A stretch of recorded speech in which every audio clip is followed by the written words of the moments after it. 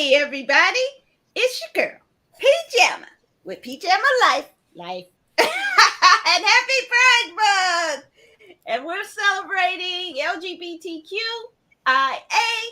with friends and family and loved ones and colleagues and everyone else you know. Give them a big hug. Tell them you love them. And today we have some pretty exciting shows to watch. I'm super excited to talk about Obi-Wan Kenobi, penultimate episode. There's only one more after this. Miss Marvel is flying, kind of hopping along, and The Boys. The darkest superhero show on TV today. So let's say hey to our two compadres. Pat, say hey to the people. We can actually see you this week. So say hey. I was gonna say you can see me, you can hear me.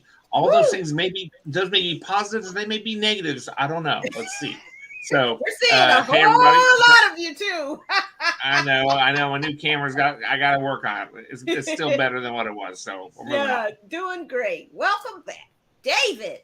All things Star Wars. The king of all Star Wars. David, say hey to the people. Hello, everybody. Great to be with you guys on what has been a beautiful but blustery day at our nation's capital. And blustery is a good way with the way that I just keep going on and on and on about all these fun shows. So glad you could make time on a Saturday night to be with us. And we have an update on our live in-person show, which is now going to be on Thursday. So come and watch us on Thursday at 9 o'clock, and you'll see us together all in the same place. Very exciting. And we'll have some great things we're going to review. So, including Top Gun Maverick. We're going to review it. I'm going to venture back into the theater for this special occasion. So, definitely tune in Thursday, the 23rd of June, 9 p.m. Get here. Okay, let's watch the best episode so far of Obi-Wan Kenobi, starring Reva, the Grand Inquisitor. Betraying everything you are. This was never who I was. Well, I didn't know what the Inquisitors would do. 14 people, and I couldn't do anything to help them. I understand you're scared. The Empire will attack soon. They're stronger than us, better equipped, better trained. If we try and fight them, we will not survive. But we do not need to fight them. We surrender, he'll kill us all. He'll attack next. He hasn't the patience for a siege. Once we get all these people out of here, I'll do whatever you want.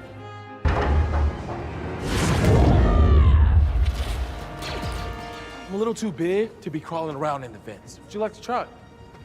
I'm going to need a ladder. It's not playtime right now, princess. Do as she asks. You trust me? I trust her. Get her the ladder.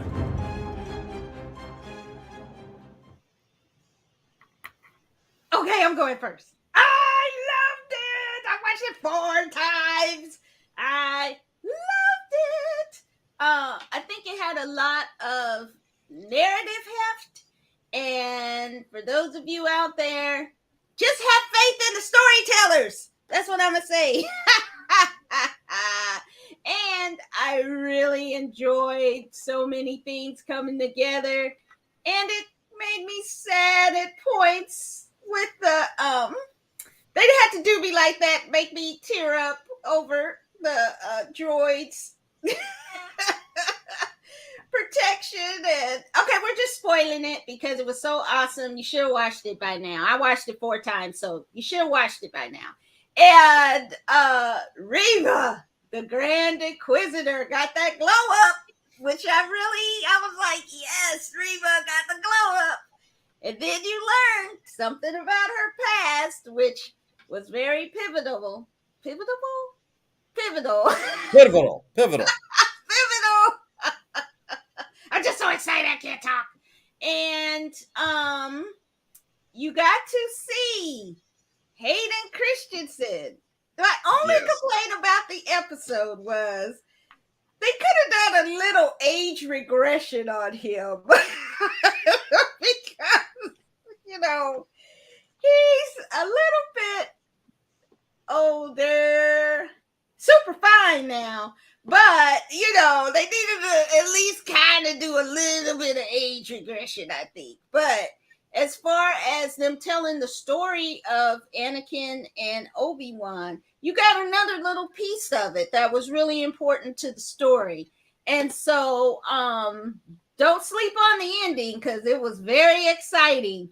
And I can't wait until the next week to see what happens. So I'm gonna let you guys jump in, but double thumbs up for me on this episode. Okay, who wants to go first? David, okay, David, give us your Star Wars now, and do not say, because you already have said it, you might not be following canon. So well, that is an important theme and a piece of this now, and I am going to talk about that a little. But this was a fantastic episode, I think, from an action, I think from the storytelling, the fighting. Man, this was great on so many levels. What can I say one thing, David? Also, your show, of course. What was great about it was the music. The music was like another character, so fantastic, that drove the story as well. Okay, go ahead. I'm sorry. Well, again, I thought this was fantastic. It grabs you and it keeps you in there. Loved it. I've watched it a few times. The more I watch it, kind of my love for it lessens a little bit. But it's very, very good. You know, I love the battle scene there with Reva and Darth Vader. You kind of know what's going to happen because it's Vader, but that's fantastic. I love seeing Hayden Christensen back in this. This whole the show Kenobi is a love letter in so many ways to the prequels, which was we have our issues with CGI and obviously some of the dialogue and things with it. But it looked beautiful in so many ways. So it was kind of great to see that 20 years later, right? 20 years later, that was pretty wild. I will say this, what we saw in the Book of Boba Fett with all the flashbacks, I don't care about getting to know Tusken Raiders and their culture in that kind of depth. Obi-Wan and Hayden Christensen, Obi-Wan and Anakin coming together and Padawan and Jedi. I would have loved to have had a few life lessons throughout. It's only a 6-episode series. Could have done with a little bit more of that, honestly. So that's a criticism. The emotional pull with Tala and Ned B. Oh man.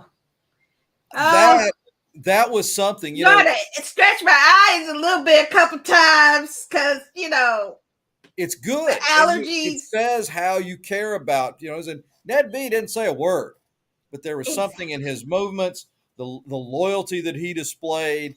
So I thought that was really some really good stuff there. You know, we all know we have to be careful what we put into an email because anybody can read it. Yeah. Same goes with like a video recording of this. Hey, I haven't seen you in a little while. Let me tell you all the stuff that we don't want the Empire to know. I know.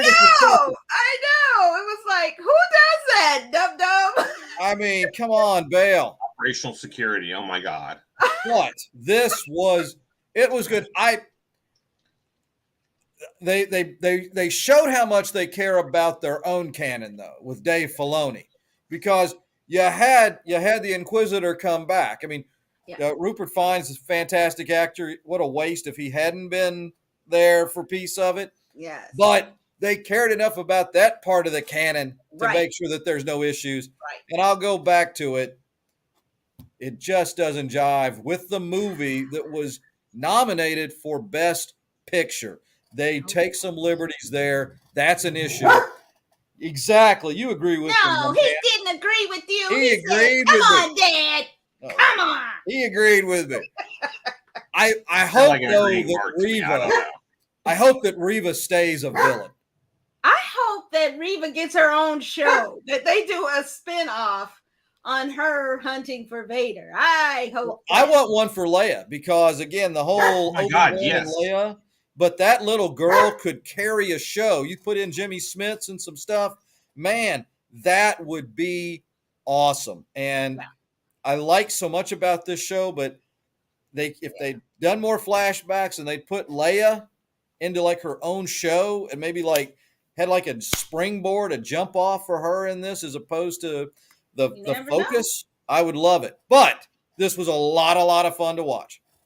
Now, I'm gonna get to you, Pat, but the fight scene, that was incredible. I felt like the fight scene, and I like how Vader kind of was like, okay, I'm gonna give you some respect.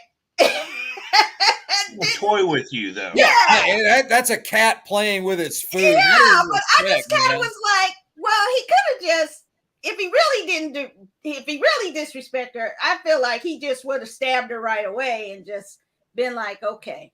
Yeah, but he like, still was like, but Vader wanted to have the fun, but he wanted to have the fun with her. Where's the fun of just stabbing her? You're gonna play with it a little bit, like Dave said. Like a cat playing with a mouse. That's exactly what that was. But wasn't it a fantastic? Oh, it was fun. It was fun, right?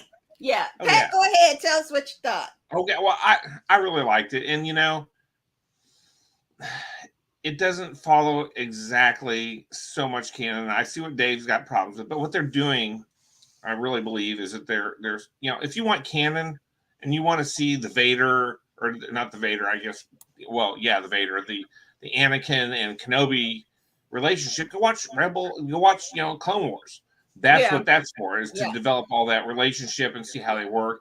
I mean, granted, it was, the 90s or maybe early 2000s when they did all that. But there's your canon. If you want to see relationship building between the two of them, you see that all through there. This was kind of, they were just filling in a few of the corners, I think there's a lot of meat already built for the whole Anakin and Kenobi relationship and how they work together. I'm interested to see when they get the Ahsoka series. Yeah, there's some really fertile ground, I believe, there. Right. And I will say, Pam, you were kind of right. Considering they were maybe make Mark Hamill 20-something again, they could have cleaned it up. At the same time, they didn't. I respect the fact that they wanted to show Hayden Christensen still is, what he looks like today, and that was cool. That was okay. This guy, and he's about 3 or 4 inches taller too. If you know. And I was cool with that. I mean, yes, he looked older. You could see the jowls a little bit more. He looked like he had aged 20 years, which. Surprise, he has. Right, time is linear unless you're a Doctor Who fan, and then it's just timey-wimey, wibbly-wobbly stuff, Anyway, so I really liked this. It was good. And, and Dave kind of hit the nail on the head. Leia is stealing every damn scene she's in. She is in charge with everything. And I mean, just go get my ladder. And he's like, hell yeah, go get her ladder, Yeah. Leia, I thought that was Leia, super spot on. That girl, she is I don't know if either one of you guys was a big Game of Thrones fan. Yeah. Remember Leon Mormont, who came in? Yeah. The young girl, that's her, man. She's ordering people around. People are doing what she tells them because she's got that presence. She had a very similar stage presence to that actress, as far as being really young and being able to project herself as way older, and people just jump to because she's got the authority. So that's a really great comparison there. And you're right, because she was in charge. Leia is in training to be in charge. A little bit more of a serious frame there in Game of Thrones. But yeah, man, you nailed it. That's exactly right. And that kid was fantastic. But yeah, give me a show with Leia. She's got 10 years. We could have all kinds of fun with her before she's ready to go off, But that says something about how good this writing is that we're so invested in these characters. Each of us want a spinoff of one of the characters in this this little bit of the universe. That's a Yeah. testament. It is really a testament. Deborah Chow, bravo. I mean, really. Yes, Deborah Chow is crushing the game in this. And so very excited. Tim Windsor, I'm sure he's excited along with Electric Melanin, Hey, two Tim. of our favorite viewers, and Dwayne DeMarcos out there holding it down for us. And so let's move on. I think it's 3 thumbs up or 6 thumbs up for this week's episode of Obi-Wan Kenobi. Okay, next up is the latest superhero, Miss Marvel, with a little cute self. Have you ever seen a movie? Yes, I've seen a movie. Well, that's this moment. That is happening to you right now. You're the lead character. I'm Meryl Streep. And you gotta do it. I feel like secret identities are secret for a reason. Yeah, but a million followers. That's great. Can you just show me, please? Theater after lunch. Why are we hopping? It's always famous. Gross. And then this like beautiful white light like cascaded over me. I felt this wave of calmness, like I knew I was safe. There's another superhero catastrophe, and she's sitting there bragging about being saved by the budget Captain Marvel. Thank you. What? I am so sorry. No worries. Come on. Oh, sorry.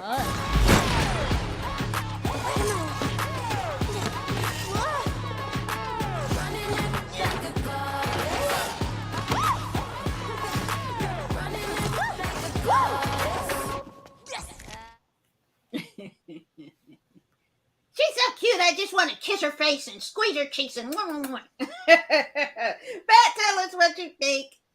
Well, it's the thing that I did do a little research and kind of got back into. I never really delved too deeply into Ms. Marvel, and so I did do a little bit of kind of going through some of my comics and find things that were kind of related to it, and I did a little research. The thing is, obviously.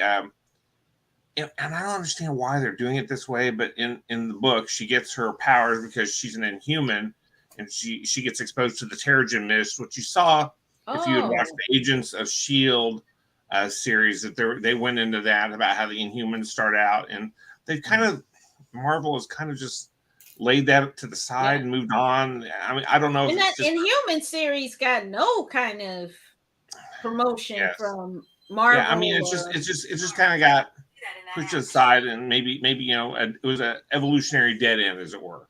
And so now they've decided to do this thing with energy, and it's giving her the similar powers to what Miss Marvel has, but not the same, I guess, process to get those powers.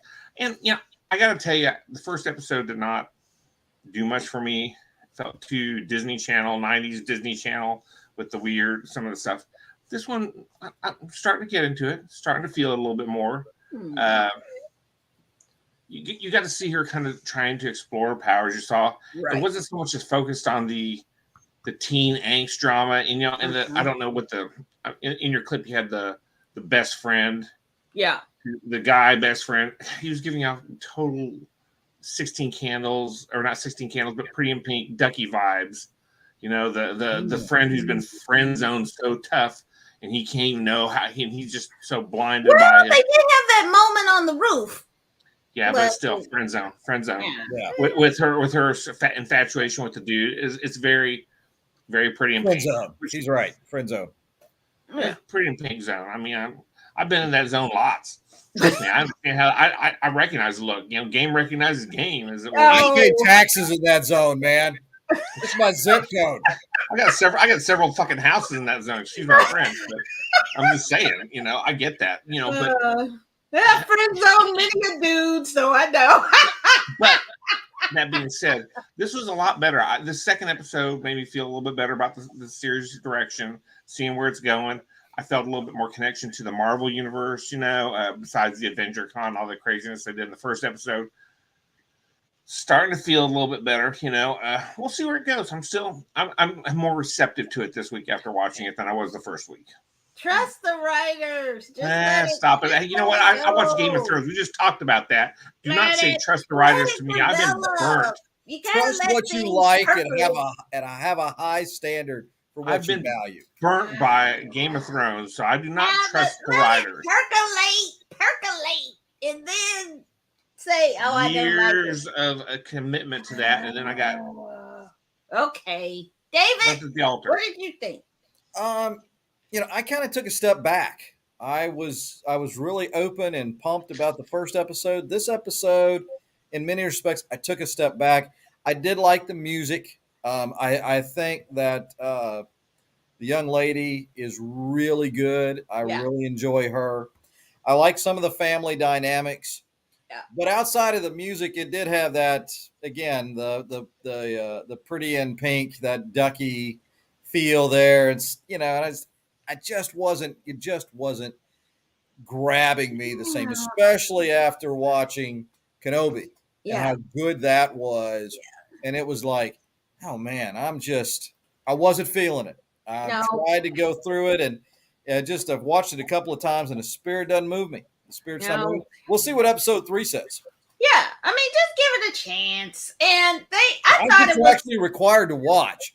yeah. So, I thought it, the first episode really was a high bar, and I think this one was somewhat good. It was a little bit not, but I still enjoyed it. And for what it is, they're reaching a younger market, so you're going to have these kind of triangle relationship. But it also, I thought, was also setting up. There's some kind of you saw kind of with this young man she meets, there's something else going on.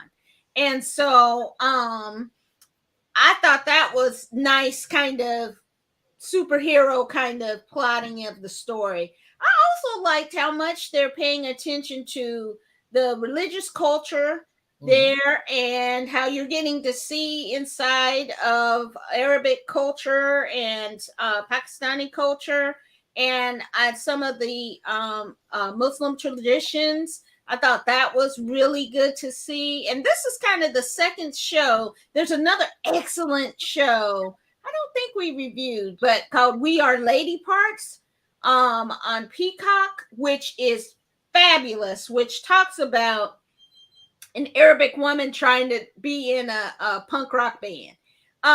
Really great series. If you have Peacock and you get a chance to see it, definitely watch. But it talks a lot about their traditions. And so I think that's important to kind of help people understand the culture and what's going on, and then merging that with a superhero story. So it's a lot going on. It's such a visually fantastic show to watch. The graphics and the look of it is really fun, and definitely, but it's definitely youthful. So I think this is definitely something the whole family can watch. But I just have a lot of fun just watching it sometimes for all its peppiness. It's kind of a peppy show. And after this week, I wanted something peppy, and I got it with this. So, yeah. So kind of a mixed review on. Pat, you want to say something? Well, I just, if I'm just thinking about what you're saying, you like the graphics and everything. If you want to see that kind of stuff, watch Scott Pilgrim versus the World. Much better, and the soundtrack is so much better. Well, there you go. You're just gonna tell me to watch something together. I like the way it looks. Don't watch this, watch that. Wait a second. Let's go back. Have you not seen Scott Pilgrim versus the World? What's wrong with you? Do you know who you're talking to? Of course, well, I do. I've seen it. What's wrong with you? Of course, I've seen it. I've seen it, but I like to say I take things as they are, and I watch things for what they are, not for what something else is. And that's what we're doing on PJammaLyfe. But it's definitely something interesting and different. And I think you see things on the show you probably don't see on other Disney shows. So and Pam, and for the audience understanding, Pam's comment there speaks to how she was okay with Mortal Kombat, and we weren't. You guys Dave, were okay Dave, with that. Dave, that I could have said that better. Making it what it is, baby. Thank you for Whatever. expressing what needed to be said. Moving Thank you, on. Dave. That's like 2 years ago. Moving on. Never forget. Never forget. Never forget. We'll commemorate it. Whatever. Next, we will talk about. The show is getting. The lights are going dimmer and dimmer on The Boys. Let's take a peek. So, what do we do now? I don't know. But whatever it is, we'll figure it out together. It's you and me against the world, right? I don't give a shit about Kamiko. Or anyone else. I happen to live right down here, mate, on planet Earth. Coward. Why are you so desperate to be with people who hate you? You're probably gonna be mad. But I promise no more secrets, right? So... Oh my god. The NYPD and Bureau of Superhuman Affairs are calling it the work of an unknown supervillain. But this time, we're still waiting for more information. Homelander, did you hear me?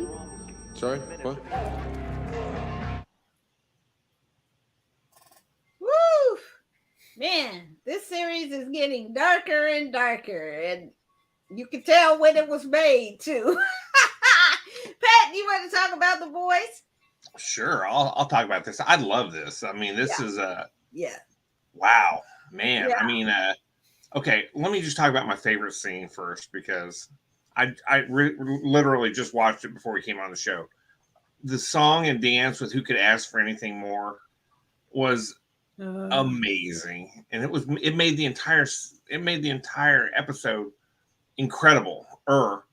So oh my god, it was great. And first off, the episode was pretty good to begin with. I mean, you've got definite addiction things starting with Billy and Huey. You know, you're starting to see that, and you know, the voice of reason is trying to pull him back, you know, saying there's got to be a line. There's always got to be a line, so you know which side you're on. Right. Really good. I mean, this is a great, and you see Homelander slipping further and further into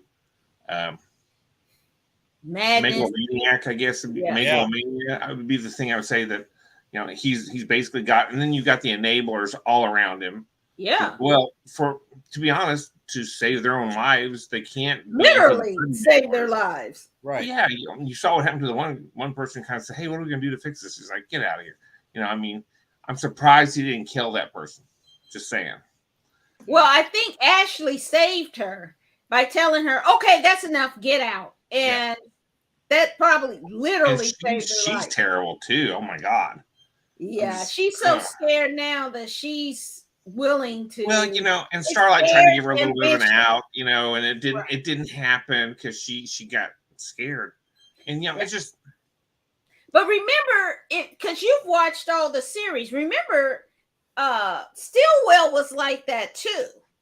She was kind of she controlled him in one sense, but you could also sense her fear in it too.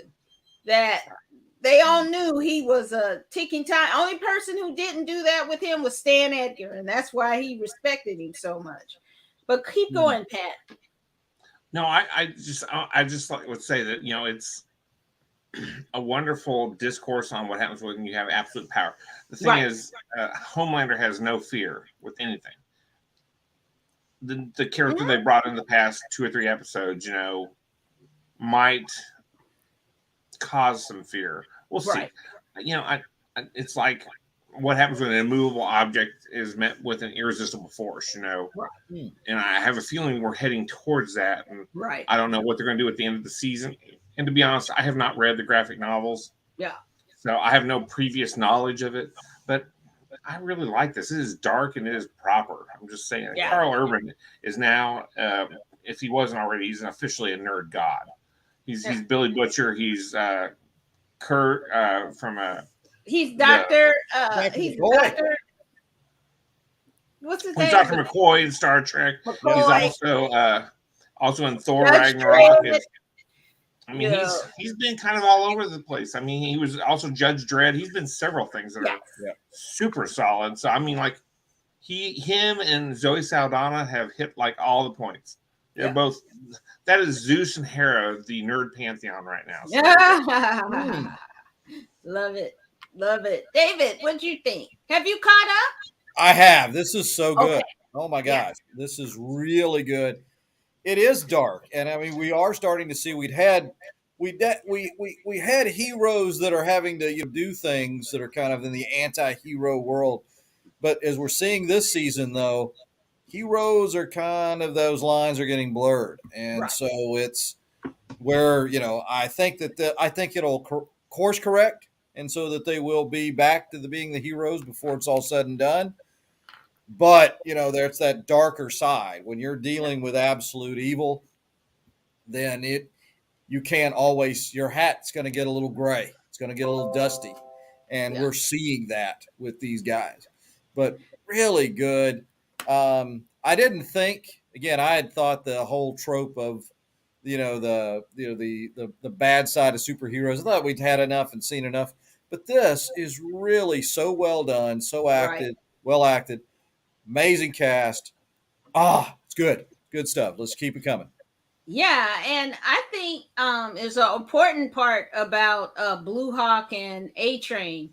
And oh my goodness. I mean, I thought I was kind of like, come on, A-Train. You can't be this dude. Oh, he and can. then Yeah, he can. he's this dude, and I'm like, come on, man, no, don't do that. And then it's clear that Blue Hawk is crazy and a racist and an asshole.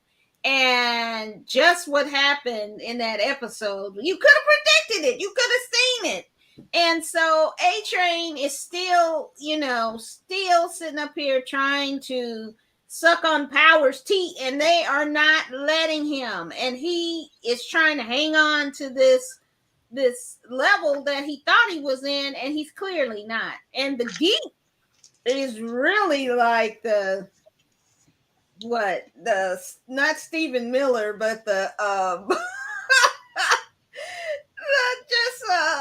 just jerk off dude, and he's just really become horrible, even worse, because he's always been bad. I mean, it's just but now it's his wife seems like she. Yeah, I was gonna say it's his wife driving it too, and so he's two turbocharging his bad. Yes. Yeah, and it's like when you get two destructive people, Amber Heard and Johnny Depp, together, you just make it worse. They're worse together. Some people you just don't need to be with, and so I thought that was a really great part of the series. And it'll be interesting to see how A-Train, how his arc either turns and he gets his stuff together, or does he keep trying to cozy up to Homelander and the power structure, and eventually he gonna get kicked out anyway. So why do it? But I really am saddened. I mean, it's really great storyline, but this is how addiction is. At first, it's fun. Like Huey, he's getting a lot of fun from it. He's feeling like he's powerful, but the drugs take over, and now you're an addict. So, which is a horrible thing. So, I'm hoping they show that. I read part of the comics. I got up to the whole Stormfront kind of thing, and it's very interesting. It's very interesting. So if you have a chance to check out the graphic novels of it, it's an incredible, and you can look at it on Hoopla. Check out your public library. So yeah, great episode. It's going in a great direction. I'm scared for Maeve. I hope she's alive somewhere. But Seth Rogen's cameo. Oh my God! Yes, about that, right? Oh my God! The voice is there, and I'm like, oh my God, that's Seth Rogen, isn't it? And I'm like, oh my God! He's executive producer. This is one of his shows in his company. It's absolutely in the vein of what he does. So yeah. Yeah, fantastic. So definitely 6 thumbs up Oh for yeah. this week's episode of The Boys. And we're rapidly coming. I think we're about midway, a little more than midway on The Boys. I think it's 8 episodes. So yeah, I we think don't so. have much. All these great shows are they're cutting the number of episodes. It's so frustrating. Yeah. But next week, hey people, come and check us out live. We're gonna be live and we're gonna watch Doctor Strange in the Multiverse of Madness. It's coming to streaming, Disney Plus, and we're going to watch of course, the finale of Obi-Wan Kenobi. And a couple other surprises. We're going to do Top Gun and we'll have Morbius. And so we're going to have a really great show. We'll be live together. You can person. see us Yes. in person. All in the same room. All in the same All room. in the same room, if you can believe it. Because for those of you that are watching the show that don't know, I'm in Kansas. Pam and Dave are in Virginia.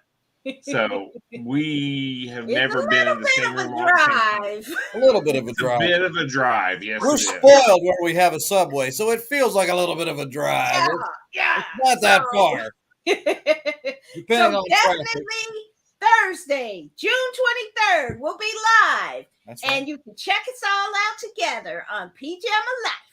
And so, guys, you want to say some final words, and then we'll wrap it up for this week.